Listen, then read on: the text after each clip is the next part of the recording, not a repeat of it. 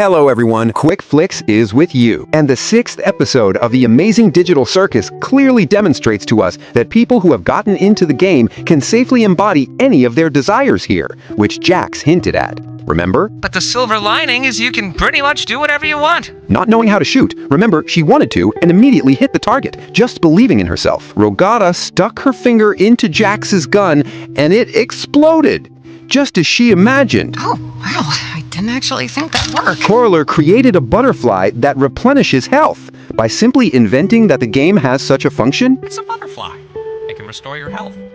Did Kane mention that? Oh, nah. I made it up.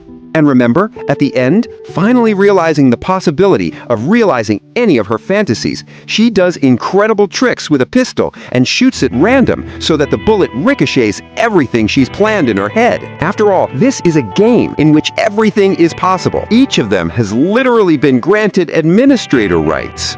And all of them, just like Kane, are able to create any objects, and most likely even NPCs. That's why Jax has the keys to all the doors, because he just imagines them, and so he regained the lost tail for himself. That is why the coroner, throughout the series, gets out of nowhere what he wants, right down to an anchor.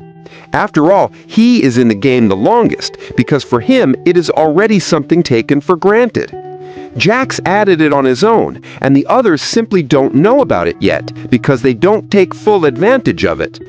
Nevertheless, in the 5th series, due to this ability, Jackson was transformed, but under the influence of a restriction invented by them in the form of voting. Alright, I'm calling a vote. Let's skip this one. And also make Jax a vegan for the rest of the day. But only here, the abilities of the heroes do not end there. After all, Kin Yi and he are also part of the game, which means that the main characters are able to control him as well, and without realizing it, they did it throughout all 6 episodes. Forget it. Forget it? Just forget it. Forget what? Zubul literally erased his memory of their previous conversation. That is why the Nibbler will then bring up this topic again as if nothing had happened. Oh, yeah! We need to get to the bottom of your behavioral issues! And most likely for the same reason. He did not remember their previous conversation. He couldn't forget it. But under the influence of the administrator, quite. But why then do the heroes suffer? They're asking Kane to do normal adventures. Most likely, it is not the fact of the wish itself that embodies the desire into reality, but a sincere belief that everything will be as you want. And everyone in this circus is psychologically traumatized and terribly insecure. And Jax and Troll are quite satisfied with Kane's adventures. In addition, most likely when creating his AI, the Nibbler was given the task of creating various adventures for the amusement of players. And this basis in his head cannot be changed. The player's dissatisfaction with his adventures breaks him because he can't cope with the task given to him. As an artificial intelligence, it tries to improve itself, but due to a lack of understanding of human emotions, it is simply not able to calculate the correct formula for success. And the player's requests to simply follow the ideas from the offer are possible as a single case of satisfying their desires, but at the same time not correlating with the task initially set for him when creating the task to create various adventures for the amusement of the players. It seems to me that the scene in which Kane examines the office of Cain and Abel, the company where the game was created, this is a clipping from the player's memories which he tries to analyze in order to create the perfect adventure for them. After all, despite the fact that Remember I Forgot My Name, according to Gusworks, the main character is only partially deprived of their memories and for the most part remembering their lives. And despite the statement in the 1st series that the toothpick is not able to influence the mind of the players, already in the 5th series he turned Jax into a vegan. And in the 6th, he poured the necessary information into his brain. And the adventures with Gamegu and Baron Mildenhall et al., in my opinion, were entirely based on personalities, Remember and Teeth, respectively. Where's Zubul? I made this adventure really cool and mature, just for them! Moreover, it is obvious that the original AI program is not the only limitation that the players cannot bypass. Kane has stated from the very beginning that this is a game for all ages, and therefore checkmate and 18+ themes are prohibited here. And when Zuboff literally wanted to add the opportunity to work with Tasha to the digital circus, it immediately broke Kane, because he needs to fulfill the requirements of the administrators.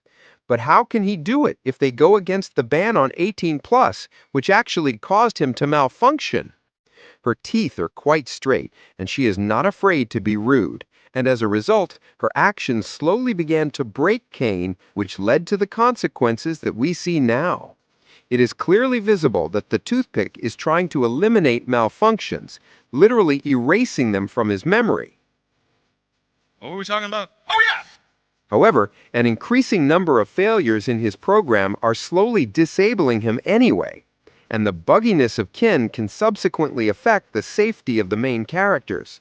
But on the other hand, if the players can control the movie, they are able to influence it in a positive way, eliminating all defects and reconfiguring its program in the right way for them.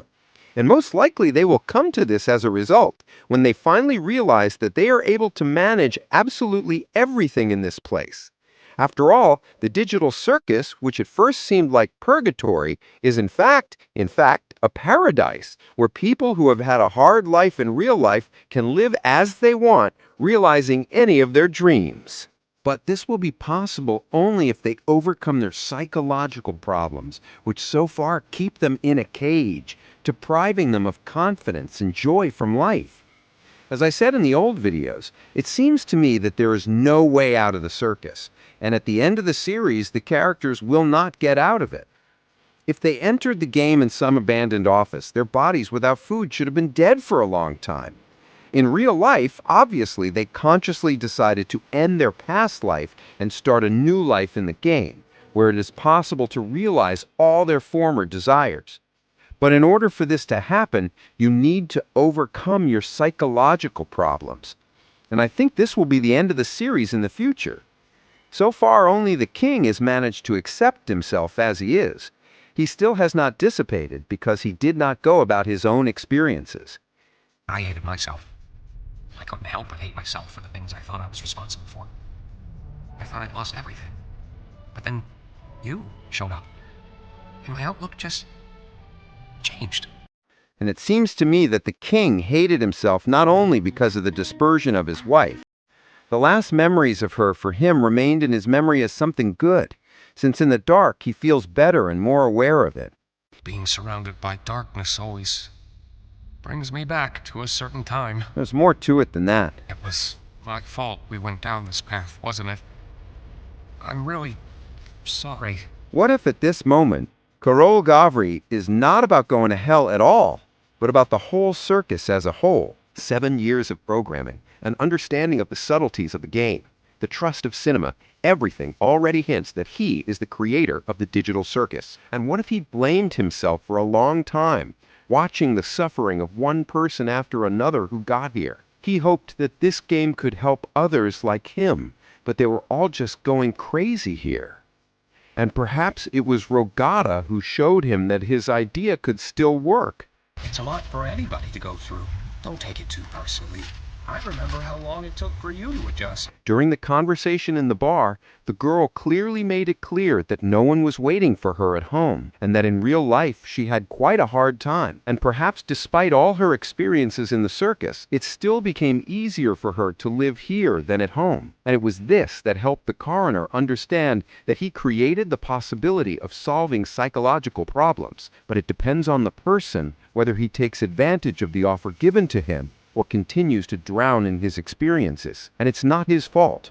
We all go through and deal with things differently, and sometimes you just need to let people do things their own way. Well, that's it for today. Please like it if you liked the video, watch the last circus video, and subscribe to the channel so as not to miss the next one. And Quick Flicks was with you. Thanks for watching, and bye.